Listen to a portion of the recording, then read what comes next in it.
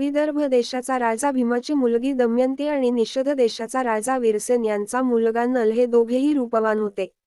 ते दोघेही एकमेकांना न पाहता केवळ प्रशंसा ऐकूनच एकमेकांवर प्रेम करायला लागले.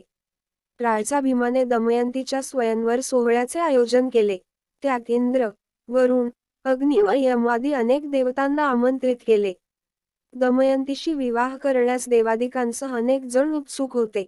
चारही देव स्वयंवरामध्ये नल राजाचे रूप धारण करून आल्याने पाचही जण नलासारखे दिसत असल्याने दमयंती गोंधळली.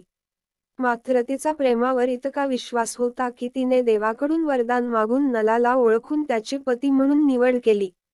नल दमयंती हे निस्सीम प्रेमाच्या बळावर एकत्र आले खरे, मात्र काही काळ गेल्यानंतर त्यांच्यावरही विभक्त होण्याची वेळ आली. नल त्याचा भाऊ पुष्कराकडून सारीपाटाच्या खेळात आपले सर्वस्व हरवून बसला.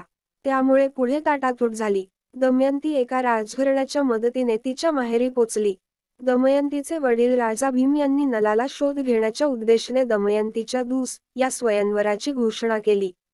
दरम्यानच्या काळात दमयंतीपासून ताटातूट झालेल्या नलाला कर्कोटक नावाच्या विषारी नागाने दंश केल्याने त्याचा रंग काळा पडला. तो पूर्णतः कुरूप झाला. त्यामुळे नलाला बाहुक नावाचा सारथी म्हणून विदर्भात पोचला. आपल्या प्रियकरास ओळखणे दमयंतीस काही कठीण नव्हते.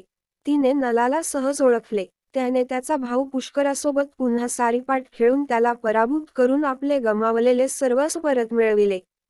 दमयंती केवळ रूपानेच सुंदर नव्हती तर ती मनानेही तितकीच सुंदर होती. तिने आपल्या प्रेमाच्या बळावर पतीला ओळखून पुन्हा प्राप्त केले. इतकेच नव्हे तर त्याने जे जे गमावले तेही त्याला पुन्हा मिळवून दिले.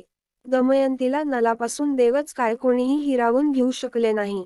तिचे नलावर असलेले निस्सीम प्रेम व त्याच्याविषयी असलेली निष्ठा यामुळे ही प्रेमकथा आजही अजरामर आहे.